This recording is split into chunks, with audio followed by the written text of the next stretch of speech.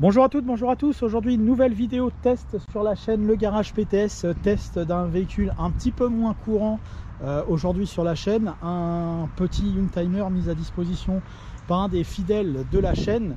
Donc si c'est votre cas également et que vous voulez voir apparaître votre voiture, n'hésitez pas, contactez-moi par mail, par message, et on se chargera d'essayer de diffuser le test, de tourner la vidéo, ça vous fera un souvenir également. Voilà, ça c'est pour le petit côté publicitaire. On va retourner à donc la voiture, vous l'aurez peut-être reconnu. On a mis un modèle assez équivalent il y a quelques années ou quelques mois sur la chaîne, mais je crois que ça se compte en années maintenant. C'est donc une Nissan Micra, donc la génération K11, qui est la deuxième génération de Micra après la K10 qui était un petit peu plus carrée. Et là on a affaire aux dernières versions, aux dernières évolutions de la Micra K11. Celle-ci est de 2000 et elle est animée par le moteur qui est entre le 1,3 litre et le 1,4 litre. Donc c'est 1345 cm3 je crois de mémoire, qui développe 82 chevaux.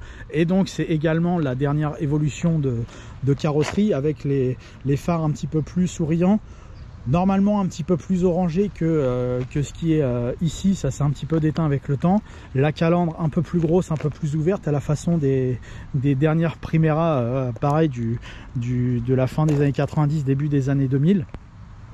Et après pour le reste, on est sur la citadine, même mini citadine, puisque la voiture fait à peu près 3,70 m, 3,75 m, ce qui correspond plutôt à une dimension de 205. En 2000, une dimension de 205, ça faisait pas très grand. Il faut mettre ça au rapport des Peugeot 206 et Clio 2 qui étaient les références, des citadines à ce moment-là, qui étaient plus grandes. La Clio 2 faisait 3,80 m quasiment, et la 206 pas loin des 3,90 m. Donc la voiture forcément lui rend déjà 10-15 cm. Et en 2000 déjà ça se voyait. Alors imaginez qu'en 2020, voire 2022 comme maintenant, forcément ça fait une grosse différence. On va le voir sur les chiffres après au niveau de l'habitacle, pour voir s'il y a une vraie différence d'habitabilité entre ces deux concurrentes, si je puis dire. Là on est plutôt sur les dimensions de la Peugeot 106, donc vraiment la mini citadine.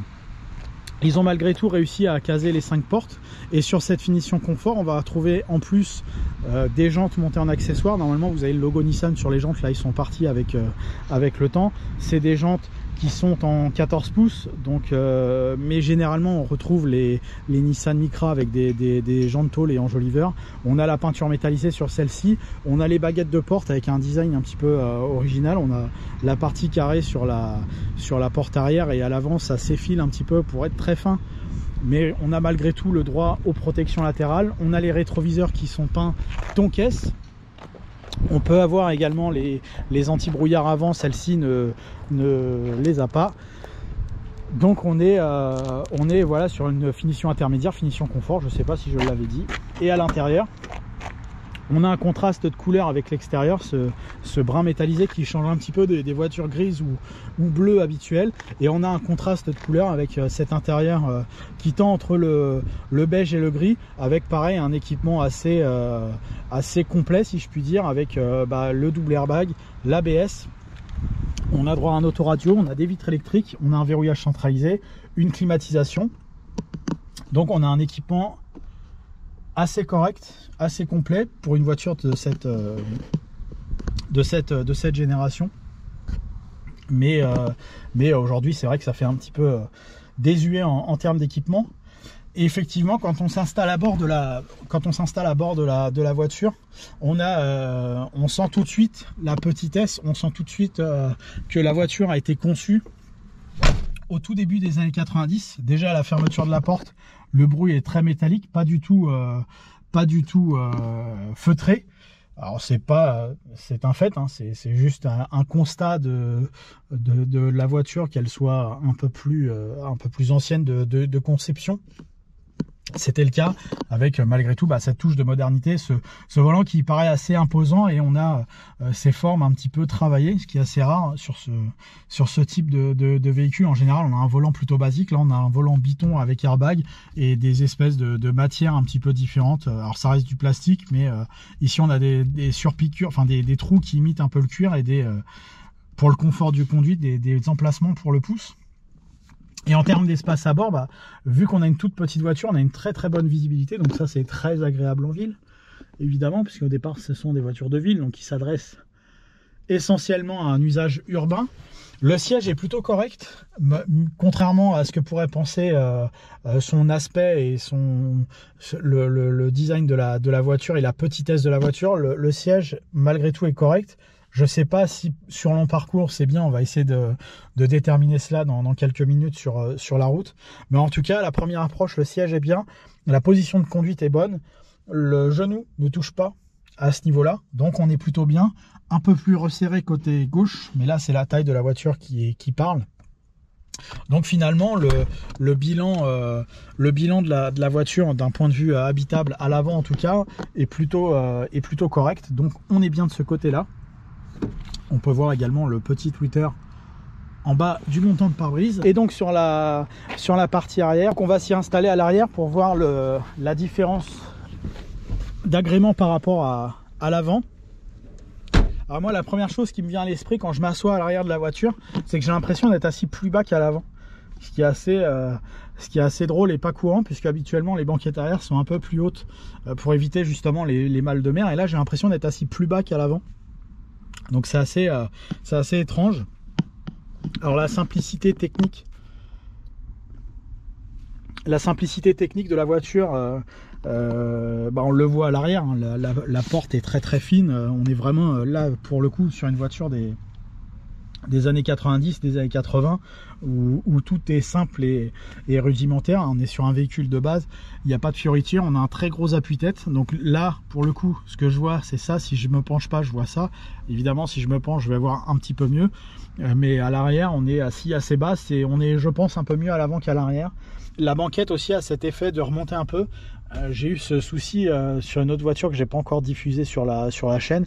Donc je pense qu'à l'arrière on n'est pas hyper bien, mais bon, on reste sur une voiture de ville, donc fait théoriquement pour des trajets relativement courts. Par contre, en termes de longueur aux jambes, le siège est réglé pour ma position de conduite. Je suis pas gêné. J'ai les pieds qui vont bien sous le siège. Et on va mesurer dans quelques instants. Donc la largeur est assez étroite, hein, évidemment.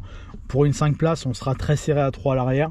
À 4, on sera correct, mais je pense que sur des parcours relativement courts, entre guillemets, puisque le fait que la banquette arrière remonte comme ça de chaque côté gêne un petit peu le confort, mais c'est pas non plus dramatique. Donc on va voir tout de suite la longueur disponible, et on a 53,7 en longueur, donc c'est plus grand que la Clio 5 actuelle. Donc ça confirme un peu la sensation que j'avais de longueur disponible.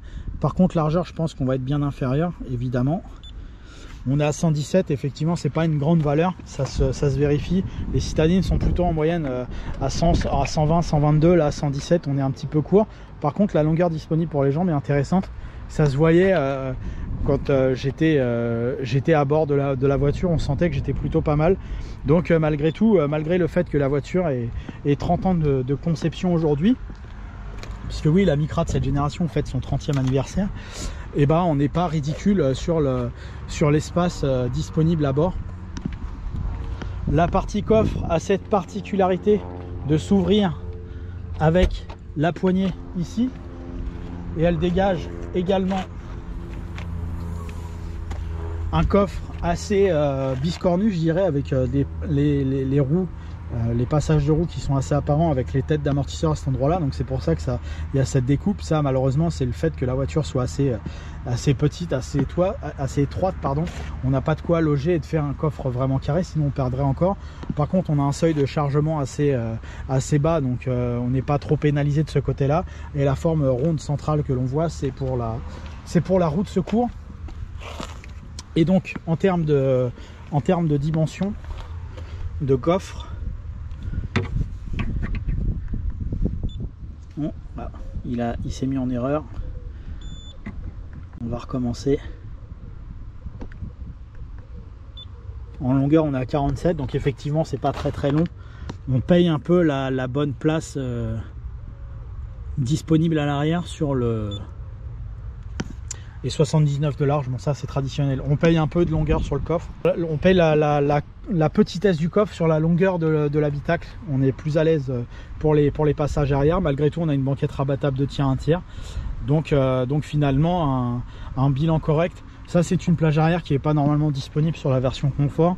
Elle a été montée en après-monte pour avoir un meilleur confort musical.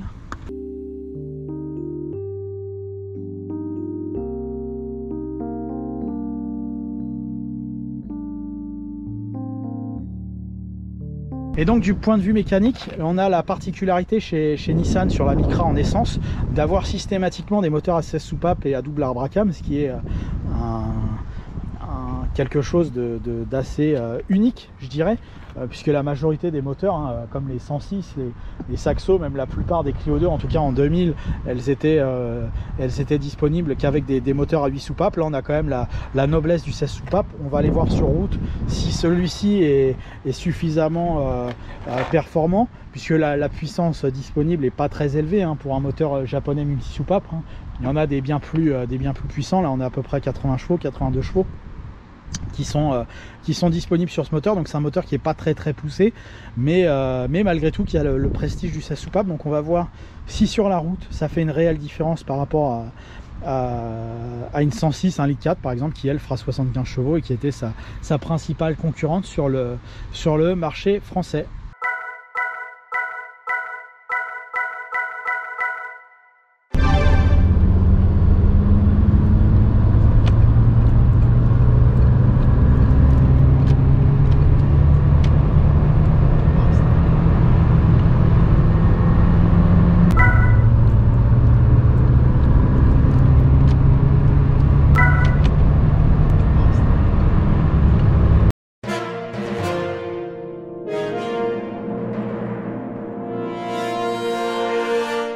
Donc nous voici au volant de la Micra, 1348 cm3 précisément.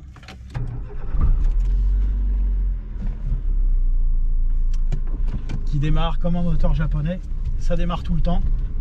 Et donc la première chose effectivement qu'on voit qu'on sent sur cette Micra quand on la prend, c'est la très bonne visibilité disponible. On n'est pas embêté par ça si vous avez plus l'habitude de conduire des voitures de ces générations là, vous avez l'habitude de voitures récentes, modernes, c'est quelque chose qui marque à l'esprit tout de suite. C'est le fait qu'il y ait une très bonne visibilité. Ça c'est le premier point de cette voiture. Et le deuxième point qu'on va remarquer, alors là j'ai pas du tout appuyé, je roule sur le couple. D'ailleurs elle a beaucoup de couple, puisque là finalement je suis à 1000 tours minute en troisième dans le rond-point, et elle repart avec une certaine souplesse. Le défaut immédiat qu'on va remarquer avec cette auto, c'est le niveau sonore relativement élevé. Dès les plus bas régimes, on va entendre que la mécanique est assez sonore. Mais par contre, le moteur a tout de suite de l'entrée. J'ai pas besoin d'aller vite pour me rendre compte que tout de suite il veut partir. Alors peut-être qu'il va avoir la fâcheuse tendance à s'essouffler un petit peu en montant dans les tours, mais en tout cas en conduisant en dessous de 2000 tours, la voiture elle se déplace très facilement. Et ça c'est plutôt agréable pour la mener.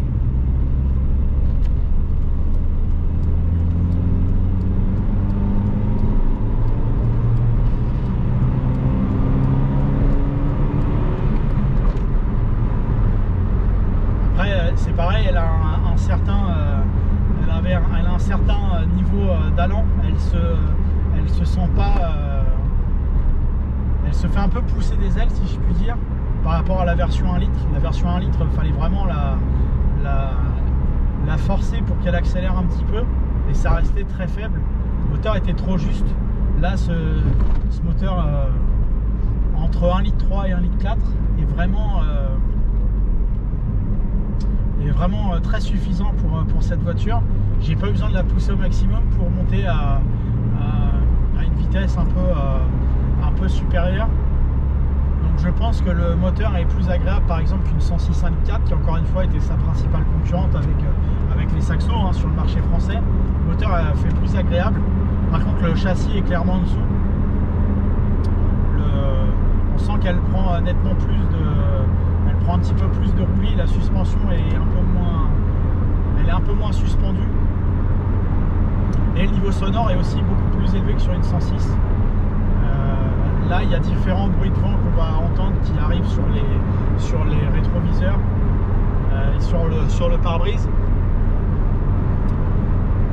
Et évidemment, on a toujours le bruit de fond sonore du moteur. On ne va pas retrouver, moins retrouver sur une 106. Et qui me fera plutôt penser de ce côté-là, en termes de qualité, à la Fiat Punto que j'avais essayé il y a quelques temps. Pareil, la génération 93-2000 de la Fiat Punto était également avec ce même mal. Et là, je suis qu'à 100 km/h, donc avec une vitesse un petit peu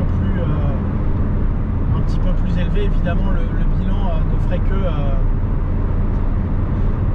se dégrader. Pourtant on ne tente pas très haut, hein. On est un peu au-dessus des 2500 tours à 100 km/h. On n'est pas très haut, mais on entend le moteur, on entend les bruits de vent. C'est une voiture qui est malheureusement pas très bien conçue de ce côté-là.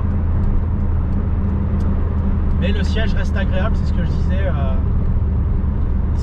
tout à l'heure quand on était dans le véhicule. La visibilité est bonne, le siège est bon, le volant n'est pas désagréable à prendre en main. Il aurait été parfait en cuir.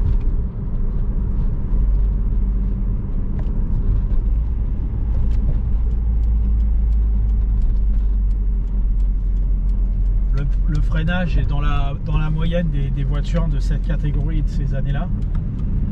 Par contre, oui, le châssis est un petit peu inférieur. On sent qu'elle prend du roulis, cette voiture. C'est peut-être aussi dû à la monte pneumatique, je sais pas.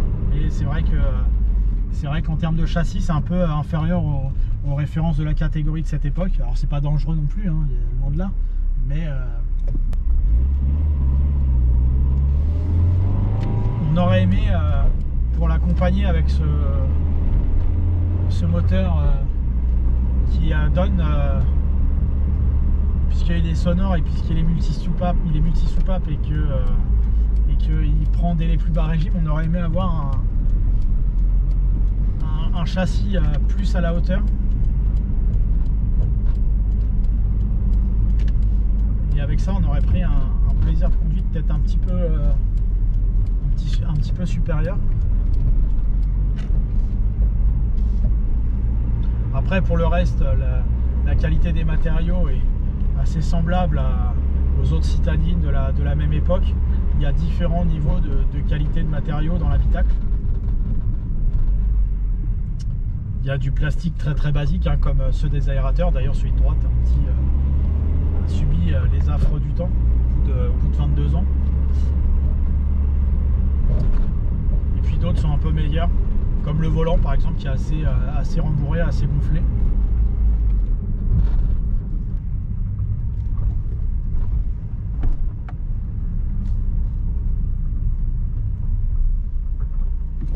Le maniement de la boîte est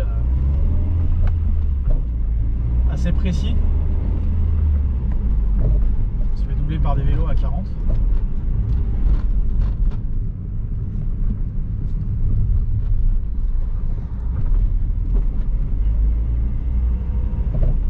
Et il double en virage. Il va être pressé. Après, le bilan de consommation est aussi de bon niveau sur ces mécaniques, hein.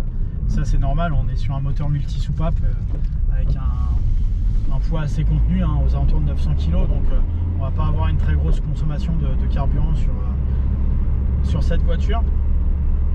Donc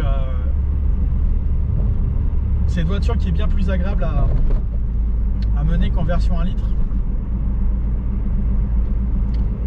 mais son défaut principal à mon avis ça va être son niveau sonore, et en second point ça va peut-être être son châssis pas assez précis, je pense. Il aurait mérité un tout petit peu plus de précision, et là je pense qu'on aurait pu apprécier réellement la conduite de cette voiture. Et son vrai point fort, c'est le moteur. Souvent les moteurs japonais, ils ont cette espèce d'entrain, ils ont envie de monter dans les tours, et malgré la faible puissance, ils dérogent pas à la règle. On se retrouve vite à 70-80 avec cette mécanique. Donc voilà, on est plutôt bien servi de ce côté là avec cette voiture. Alors c'est une voiture que vous pouvez acheter aujourd'hui à un prix minimaliste, je dirais. On est au ras des pâquerettes en termes de prix, donc ça vaut le coup de s'offrir aujourd'hui une Micra si vous cherchez par exemple une seconde voiture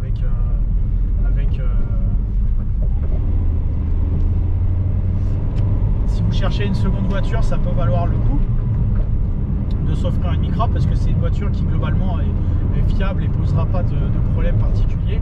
Simplement faire attention, c'est le problème numéro 1, ça va être la corrosion sur ces voitures là. La corrosion est très problématique sur les Micra, donc il faut faire très attention aux points habituels.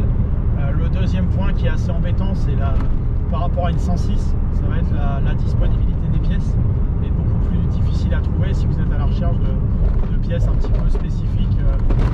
Forcément face à une voiture française, en France c'est plus compliqué, donc c'est un point à prendre en ligne de compte. Mais sinon voilà, vous pouvez avoir une voiture pour 1000-1500 euros du même niveau que celle-ci, et qui a priori vous laissera pas sur le bord de la route, sauf si vraiment vous êtes très difficile avec. Voilà, merci à vous d'avoir suivi cette nouvelle vidéo sur la chaîne Le Garage PTS. Merci à vous pour votre fidélité. N'hésitez pas à vous abonner, à aimer, à commenter Le Garage PTS sur Facebook, YouTube et Instagram. Merci à vous, à bientôt.